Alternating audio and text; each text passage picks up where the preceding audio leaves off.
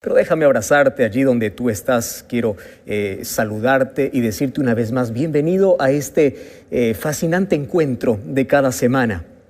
Estamos hoy listos para poder abrir la Biblia y encontrar en ella un mensaje siempre fortalecedor, siempre animador para nuestra vida, para nuestro corazón. Así que bienvenido. ¿Estás cómodo? Siéntate cómodo, siéntate. Si estás allí tapado con algo, acostado en la cama, vamos, levántate. Hoy queremos tener una conversación muy seria y muy importante al mismo tiempo. Hace algunas semanas Magali me escribió y me decía, o expresaba ella ahí su preocupación, y me decía: pastor, yo tengo una preocupación que quiero que usted me ayude a resolver con la Biblia.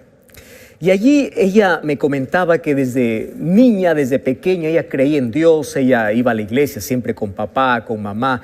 Ella creció teniendo en mente el poder de Dios y lo que Dios es capaz de hacer por el ser humano. Ahora, lo curioso de esta historia es que ella sabía bien qué decisiones tomar, qué hacer con su vida, aunque también reconocía de que hoy se encontraba lejos de Dios. Y allí me llamó la atención mucho una expresión que ella colocó en su mensaje. Ella me decía: pastor, a partir de los 12, 14 años, cuando yo entré en la adolescencia, empezó para mí un problema serio dentro de mi vida, dentro de mi corazón. Y es que yo empecé a perder la fe. Mi fe empezó a morir. ¡Wow! Y me llamó mucho la atención porque luego empezamos una conversación con ella y ella me decía: pastor, mi fe está muriendo.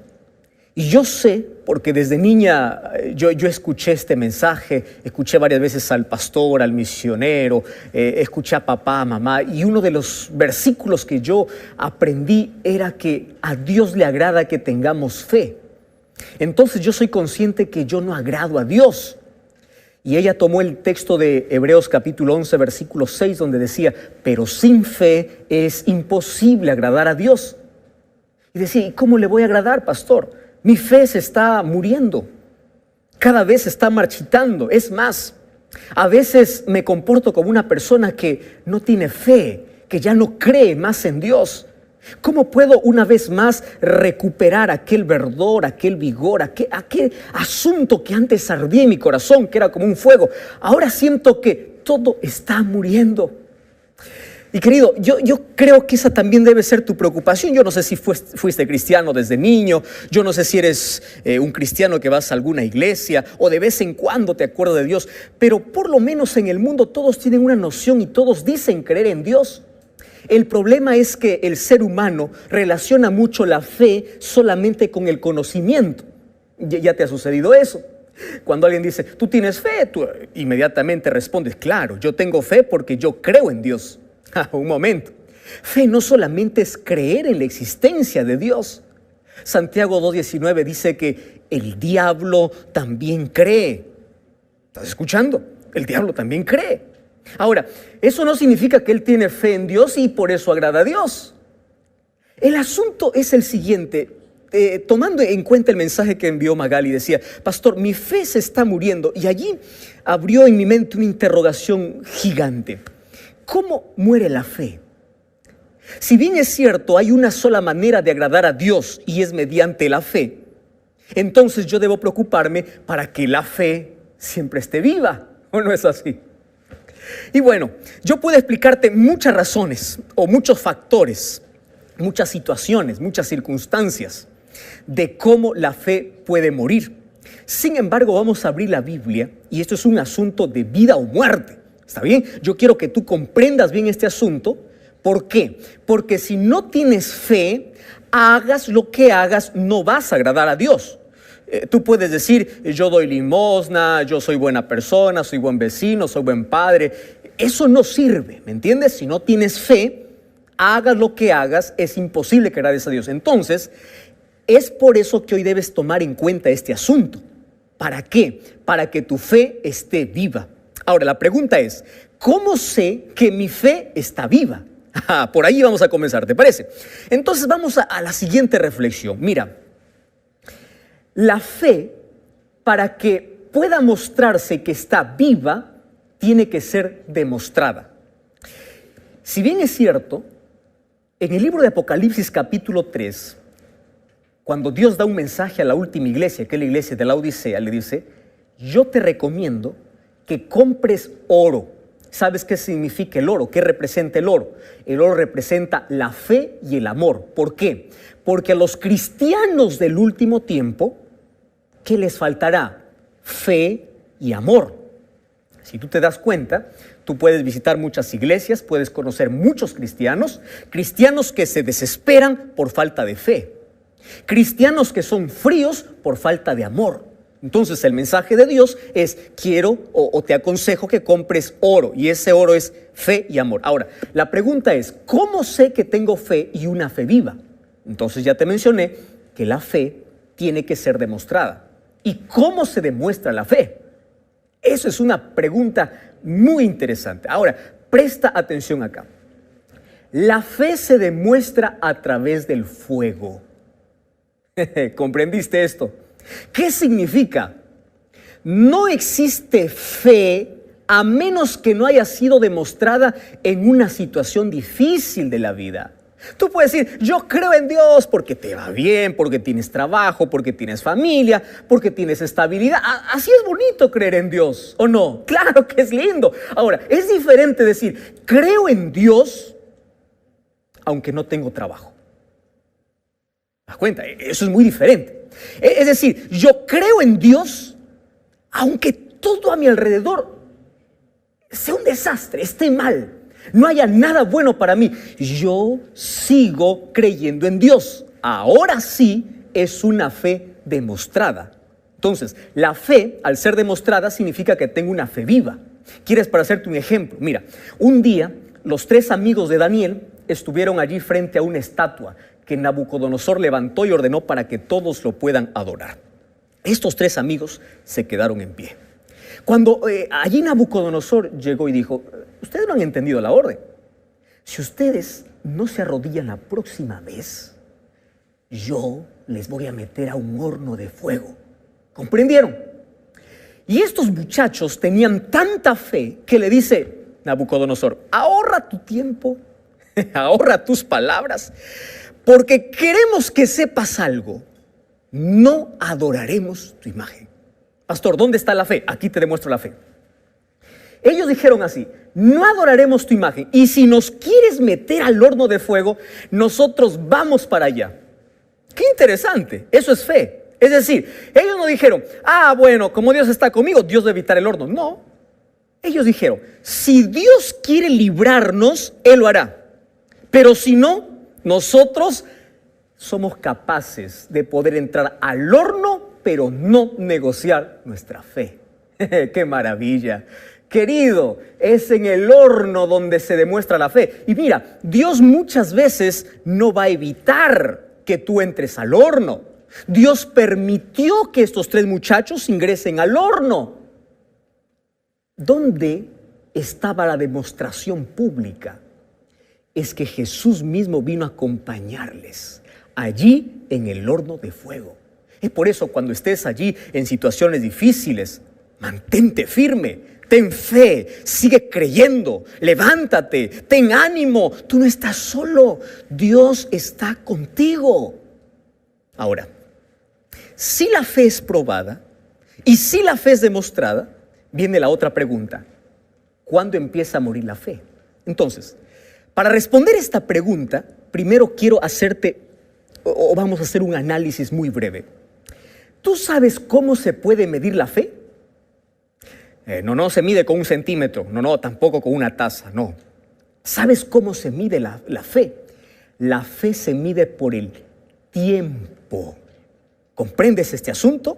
Te explico ahora. Es decir, tú vas a medir tu fe en la misma medida del tiempo que tú entregas a Dios.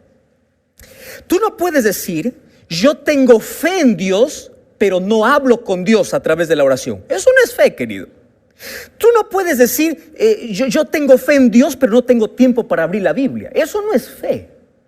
Mide tu amor hacia el prójimo. ¿Sabes por qué? Porque el tamaño de tu amor a tu prójimo es también el tamaño de tu relación con Dios. ¿Podrás creer que hay una cosa interesante, una unión entre tu relación con Dios y tu amor al prójimo? Tú no puedes decir, oh, yo tengo fe, pero odio a mi vecino. No. Eso no es fe. ¿Por qué? Porque quiere decir que estás mal en tu relación con Dios. Ahora, ¿qué significa eso? Hay un texto, una frase que a mí me encanta siempre repetir y dice lo siguiente: si nosotros queremos tener una relación viva con la divinidad, tenemos que tener una aproximación con la humanidad. ¿Qué significa? Mi aproximación con mi prójimo, con mi vecino, mi amor hacia mi prójimo demuestra mi relación que tengo con Dios. ¡Wow! Entonces, ahora ya sabes cómo medir tu fe, ya sabes de qué tamaño puede estar tu fe, de acuerdo al tiempo que dedicas a Dios, ya conoces este asunto. Ahora vamos entonces cómo la fe muere. Entonces, para ello, yo voy a abrir la Biblia. En el libro de San Mateo, capítulo 14, a mí me encantan mucho las historias donde Jesús es el protagonista. Jesús es el protagonista de la Biblia, el protagonista de la historia, y Jesús tiene que ser el protagonista también de tu vida. Entonces, mira, Mateo capítulo 14, versículo 22 dice: enseguida Jesús hizo a sus discípulos entrar en la barca para que se vayan al otro lado de la orilla. Cuando él despidió a la multitud y llegó la noche, él estaba solo. Entonces, cuando estaba la barca en medio del mar, fue azotada por las olas, porque el viento era contrario. Pero a la cuarta vigilia de la noche, Jesús vino a ellos caminando sobre el agua. Los discípulos, viéndolo caminar sobre el mar, se turbaron y dijeron: es un fantasma, y dieron voces de miedo. Enseguida Jesús les dice: ¿por qué tienen miedo? Yo soy, no tengan miedo. Pedro le dice: si tú eres, manda que yo camine también así como tú caminas sobre las aguas. Jesús le dice: ven. Descendió Pedro de la barca, andaba sobre las aguas para ir a ver a Jesús, pero al ver el fuerte viento tuvo miedo y comenzó a hundirse y dio voces diciendo: Señor, sálvame. Al momento Jesús extendió la mano, tomó de él y le dice: hombre de poca fe, ¿por qué dudaste? Sabes que la respuesta ya te di en la historia, pero ahora te cuento un poco. Jesús había hecho el milagro de dar de comer a 5,000 personas. Sabes que este es uno de los milagros más extraordinarios. Con 5 panes y 2 peces dar de comer a 5,000 personas. Bueno, dice que Jesús mandó a sus discípulos para que crucen el mar. ¿Por qué? Porque Jesús quería tener un momento a solas. ¿En qué se basaba la fe? En el tiempo. No te olvides de eso. Tiempo para con su Padre. Hay un tiempo que no es negociable. Quiero que entiendas este asunto.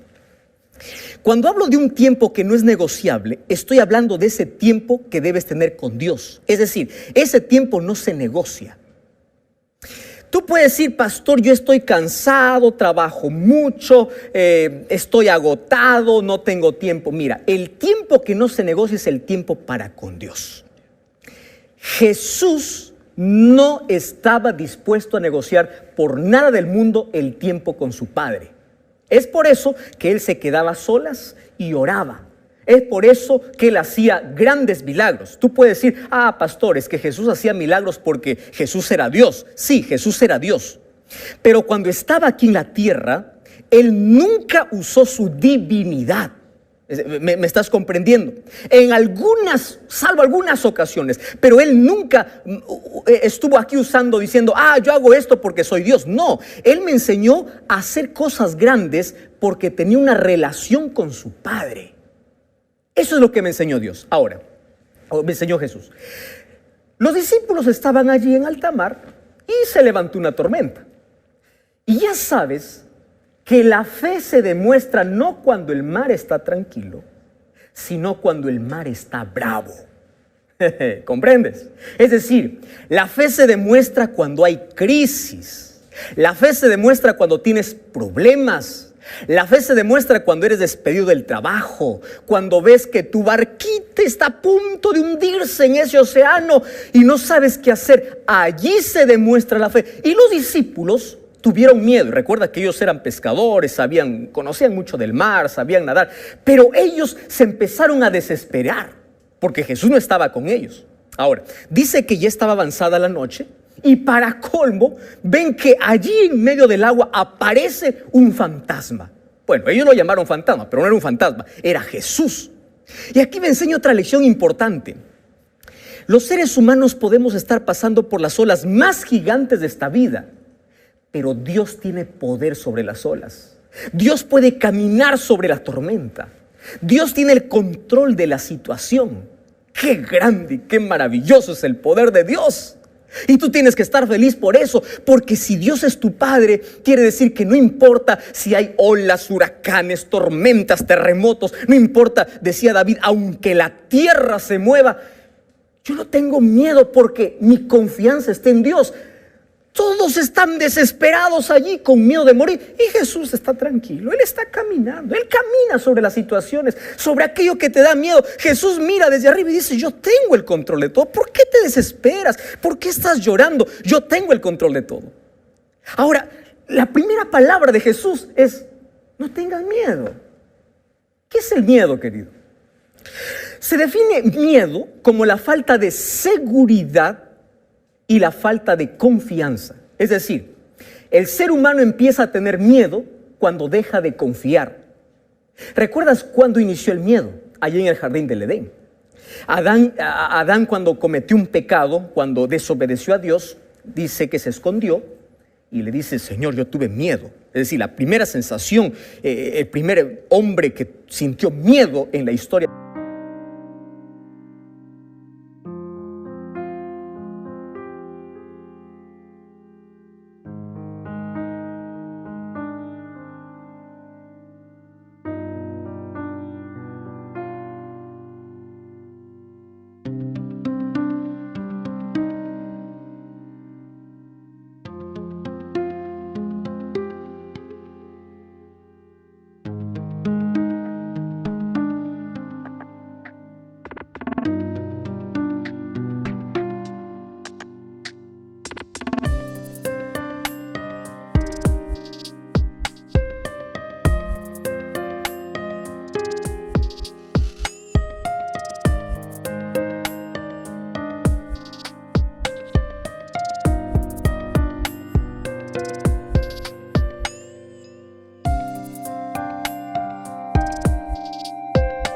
Fue Adán. ¿Y por qué sintió miedo? Porque él desconfió del amor de Dios, por eso se escondió. Y porque él perdió la seguridad de que Dios le iba a aceptar una vez más. Entonces, él tuvo miedo por eso. Ahora, ¿qué cosa sucedió? A través de la historia, los seres humanos hemos creado, hemos inventado, o hay situaciones que nos han hecho tener mucho miedo. Por ejemplo, el miedo está tan arraigado, es decir, está tan unido al ser humano, que fíjate una cosa, cuando una persona no tiene miedo debe ir a hacerse ver, porque el miedo está tan ligado. El problema está cuando el ser humano no puede controlar su miedo. Todos los seres humanos tenemos miedo, temor a algo. Ahora, cuando ese miedo es incontrolable, cuando ese miedo es imaginario, cuando ese miedo ya sobrepasa tus limitaciones de control, tú tienes que buscar ayuda profesional. Ahora, Jesús le dice, no tengas miedo, soy yo. Yo soy el que tengo bajo control toda.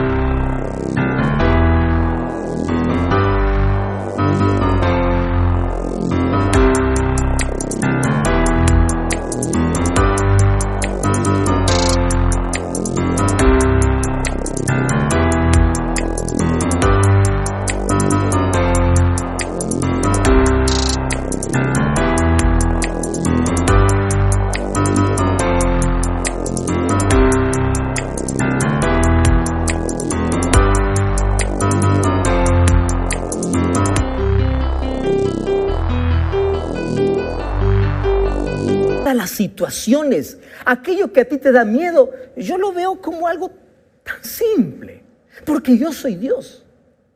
Y a mí me encanta mucho que aparece allí siempre la figura de Pedro como el más atrevido. ¿Cómo me gustaría ser tan atrevido como él? Yo conozco gente atrevida, pero este era muy atrevido. Y le dice, Señor, qué bonito. ¿Cómo sé que eres tú? A él le gustaba probar el asunto. Si eres tú, manda que yo también camine igual que tú. ¡Qué atrevimiento! Hasta ese momento en la historia, nadie había pedido alguna cosa así. Caminar sobre las aguas. Y Jesús le dice,